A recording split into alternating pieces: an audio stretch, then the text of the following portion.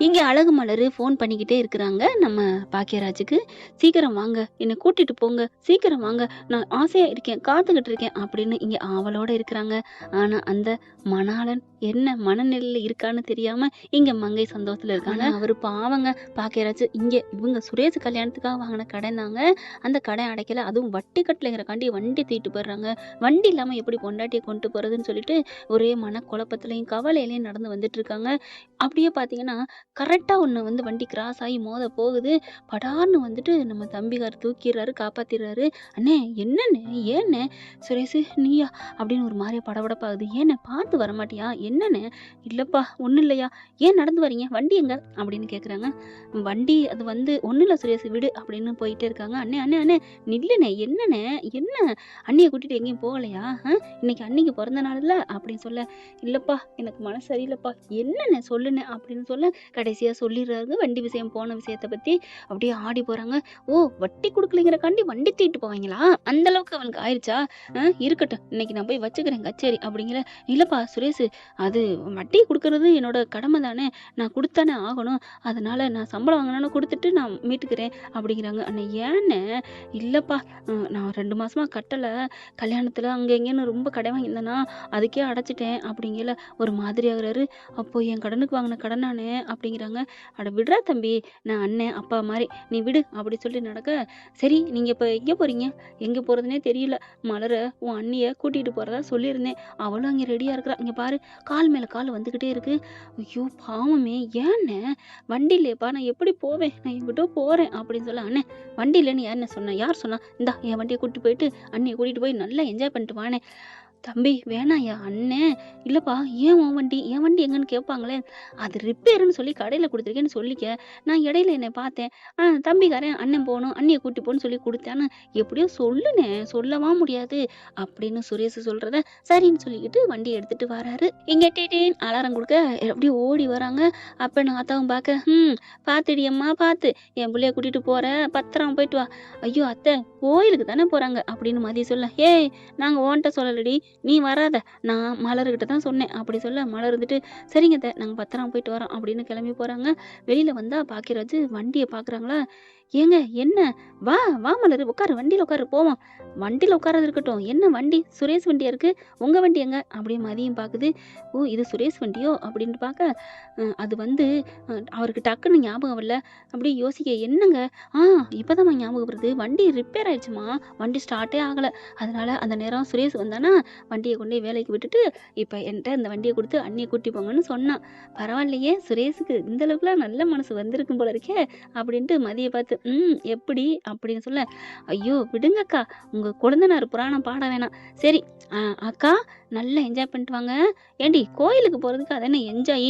ஐயோ! அத்தை கோயிலுக்கு போறதுன்னா சாமிகிட்ட வேண்டிட்டு என்ஜாய் பண்ணிட்டு வரணும். அங்க வெளியில வாசல்ல ஐஸு அது இதுன்னு விப்பாங்க. வாங்கி சாப்பிட்டு வர சொன்னேன்." "ஐயோ! இங்க பாரு மலரு, இவ பேச்செல்லாம் கேட்காத. போனியா, சாமி கும்பிட்டியா, வந்தியான்னு இருக்கணும். நீ இல்லன்னா இங்க வீடே இயங்காது. எனக்கு யாரு தைலம் எடுத்து குடுப்பா? யாரு காப்பி போட்டு குடுப்பா? அடிங்கொய்யால நீ நல்லா இருக்கணுங்கிறக்காண்டி அடுத்தவன் நல்லா இருக்கக்கூடாதா? என்னடி உன் மைண்டு?" ஆனா பாக்கியராஜுக்கு மனசே சரியில்ல. ஒரு மாரியா இருக்காரு. ஏறி உட்காந்துட்டு டாட்டா பாய் பாய் சொல்லிட்டு மலர் கிளம்புறாங்களா. போற வழியில, "ஏன் பாக்கியராஜு ஒரு மாதிரியா இருக்கிறீங்க?" அப்படின்னு கேட்க, "ஒண்ணும் இல்ல மலரு" அப்படிங்கிறாரு. கோயிலுக்கும் போயிடுறாங்க. போனதுக்கப்புறம் ஒரு மாதிரி ஆகுறாரு. "ஏங்க என்னாச்சு?" "மலரு உன்கிட்ட நான் எதையும் மறைக்கல. நான் உண்மைய சொல்லிடுறேன்." "என்ன உண்மை?"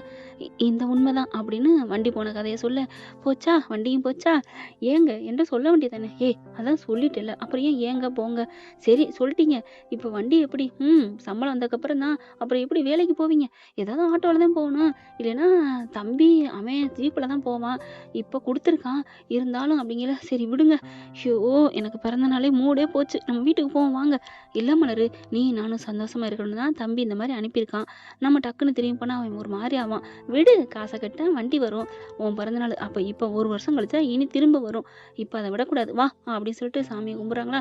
கும்பிட்டுட்டு அங்கிட்டு கொஞ்சம் அது சொன்ன மாரியே ஐஸ்கிரீமு அது இதுன்னு விக்கிது வாங்குறாங்க. அங்க திருவிழா மாரி நல்லா கொஞ்சம் கலகலன்னு இருக்குங்க கோயில் ஏரியாவே. அங்க பார்த்தீங்கன்னா, குடுக்குறாங்க சுண்டல், பொங்கல் சுண்டல் பொங்கல் கொடுக்குறாங்க, வாங்க வாங்க அப்படின்னு ஓடி போயிட்டு வாங்குதுங்க. பாக்கியராஜ் பார்க்குறாரு மலரை. ஏன் மலரு இப்படிலாம் வாங்கி சாப்பிட உனக்கு பிடிக்குமா? என்னமோ புதுசாக கேட்குறீங்க, நம்ம 2 பேரும் லவ் பண்ணல அடிச்சுக்க பிடிச்சிக்க நிற்போம்ல, வாங்கி தின்னது இல்லையா என்ன? தின்றுருக்கோம், அதெல்லாம் மறக்காமல் வச்சிருக்கியா? என்ன பாஸு, என்ன பாஸு, போங்க பாஸு அப்படின்னு சொல்லிட்டு 2 பேரும் சாப்பிட ஆரம்பிக்கிறாங்க உட்காந்துக்கிட்டு. அதுக்கப்புறம் ஃபோன் அடிச்சுக்கிட்டே இருக்கு மாமியார். என்னடி சாமி கும்பிட்டியா என்ன? வர்றேன் அத்தை வர்றோம் அப்படிங்கிற மாதிரி இருந்துட்டு, இங்கே பாருங்க அத்தை, உங்களுக்கு என்ன வேணும் நான் சொல்கிறேன், நான் செய்கிறேன், என்கிட்ட சொல்லுங்க.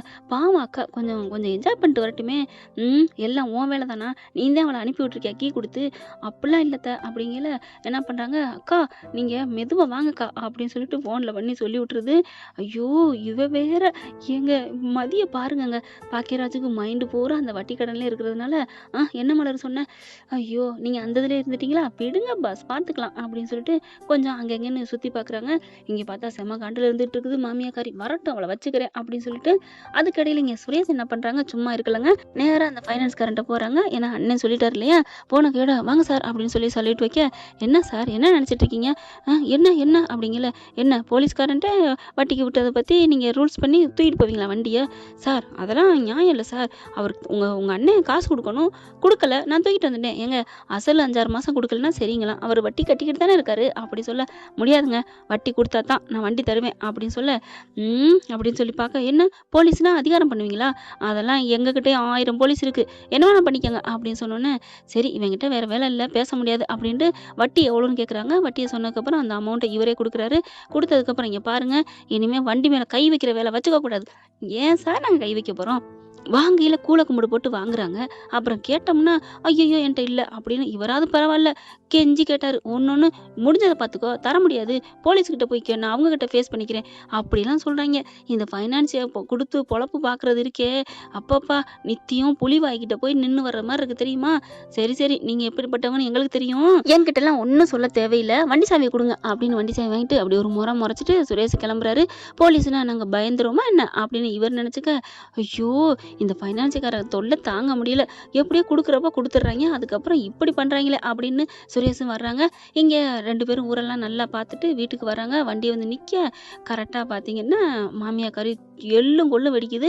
இன்னும் வரைக்கும் என்னடி பண்ணீங்க, ஏது பண்ணீங்க அப்படின்னு சொல்லிட்டு ஹாலில் ஒரு பஞ்சாங்கம் நடந்துட்டு இருக்கு.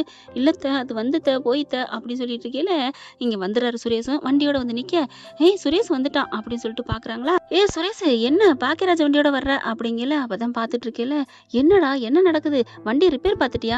ஆமாம் வண்டி ரிப்பேர் பார்த்தாச்சு அப்படின்னு சொல்ல, என்னமோ நடக்குதே அப்படின்னு பார்த்துட்டு இருக்காங்க. இங்கே பாருடா வண்டியெல்லாம் ஒழுங்காக வச்சுக்க மாட்டியா? சரிம்மா இனிமேல் வச்சுக்கிறேன். ஏய் இன்னைக்கு போனாதான் ஃபர்ஸ்ட் அண்ட் லாஸ்ட்டு, இனிமேல் நீ போயிட்டு இருந்த வீட்டை விட்டு எங்களெல்லாம் இருக்க முடியாது, நீ இல்லாமல் என்ன ஒன்றுமே பண்ண முடியல தெரியுமா, போயிட்டு சுக்கு காப்பி போட்டு வாப்போ அப்படி சொல்ல. சரிங்க போட்டு வரேன் அப்படின்னு மலரும் போயிடுது. அதுக்கப்புறம் போட்டாந்து கொடுத்துட்டு இதை வாயை அடைச்சி விட்டு அங்கிட்டு போகிறாங்க. போயிட்டு பாக்கியராஜும் தமிழ் இவங்க 4 பேரும் பேச ஆரம்பிக்கிறாங்க. என்ன நடந்துச்சு, எப்படா வண்டி எப்படா வந்துச்சு அப்படின்னு பாக்கியராஜ் கேட்க, சுரேஷ் வந்து விடுங்கண்ணே நான் வாங்கிட்டு வந்துட்டேன் அப்படிங்கல.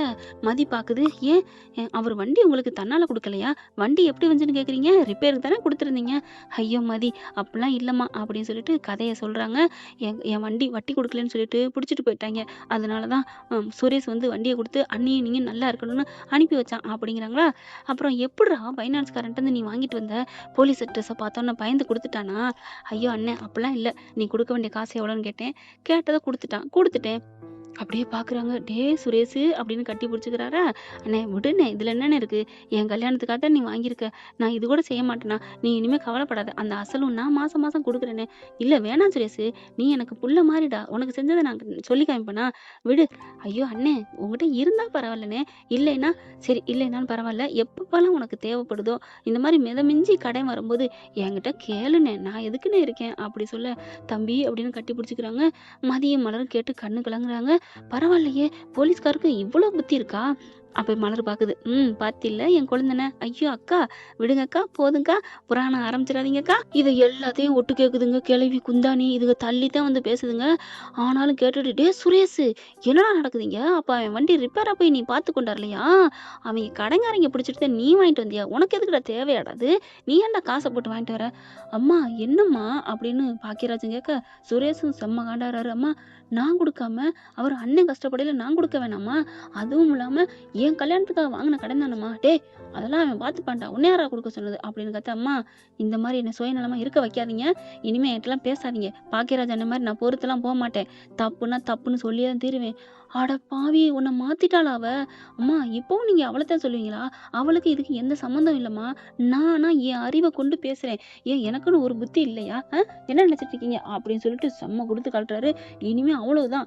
டேய் நீ பொண்டாட்டி தாசன் ஆயிட்டடா. அவ புடவைக்குள்ள ஒளிஞ்சிட்டடா. அம்மா அப்படின்னு பயங்கரமா அப்படி வரல ஒசத்தி. அவ்வளவுதான். நீங்க இப்படிலாம் பேசுவீங்கன்னு நினைக்கவே இல்ல. ச்சே! பாவம் பாக்கியராஜ் அண்ணே. நீங்க எத்தன நாள் குத்தி குளிச்சிருக்கீங்க. அவர் பாவமா போயிருக்காரு. நான் அப்பலாம் எனக்கு தெரியல. தனக்கு வந்ததுக்கு அப்புறம் தான் தெரியுது. உடனே அவங்க அப்பங்காரன் வராரு. வந்துட்டு, டேய் என்னடா பெத்த தாய எதிர்த்து பேசுறியா? அப்பா அப்பா நீங்க ரொம்ப பேச வேணாம். விட்டுருங்க. இங்க என்ன நடந்துச்சுன்னே தெரியங்காட்டியும் பெத்த தாய அப்படின்னா, என்ன அவ பக்கத்து நியாயம் இருக்குன்னு சொல்ல வந்தேன். ஓ! பொண்டாட்டி பக்கம் நியாயம் இருக்கா இல்லைன்னு தெரியாமலே நீங்க நியாயம் இருக்குன்னு வருவீங்களாம். நாங்க பொண்டாட்டி பக்கம் உண்மை இருக்குன்னு தெரிஞ்சும் நாங்க கண்டுக்காம போனோம். ஏப்பா அதானே. டேய் அது வந்து உங்கள பொறுத்தவரைக்கும் அவ மருமக.